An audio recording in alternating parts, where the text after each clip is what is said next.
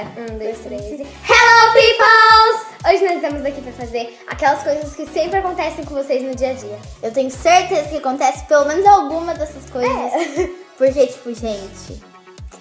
Ficou muito top. Ficou muito legal. Ficou muito engraçado também, eu acho.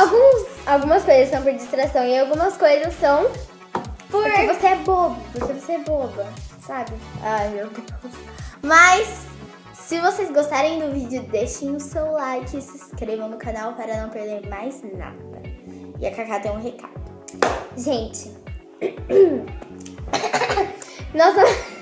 Vai cantar. Vai. Nós vamos deixar na descrição do vídeo a meta que a gente quer de likes. Porque se esse vídeo tiver bastante likes, a meta E bastante que a gente quer, visualizações, essas coisas. a gente faz mais, porque isso quer dizer que vocês gostaram, né? Então já deixe seu like pra não perder mais nada. Pra não... E pra gente no fazer nosso mais. canal, né, gente? E, gente, se vocês fizerem alguns vídeos tipo de top 5, essas coisas, deixem nos comentários. Então vamos... Se vocês quiserem algum vídeo, é só pedir, viu, gente? Então, vamos pro vídeo. Ai, que é isso? Tô escutando música. É brincadeira! Filha, vem lavar a louça. Calma, tô indo. 10 minutos depois. Filha, vem lavar a louça. Ai, mãe, calma. 1 hora depois. Filha, você não vai lavar a louça. Você...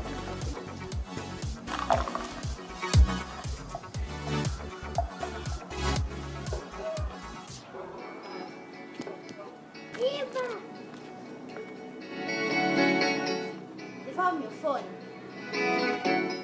Mãe, a Cacá pegou meu fone.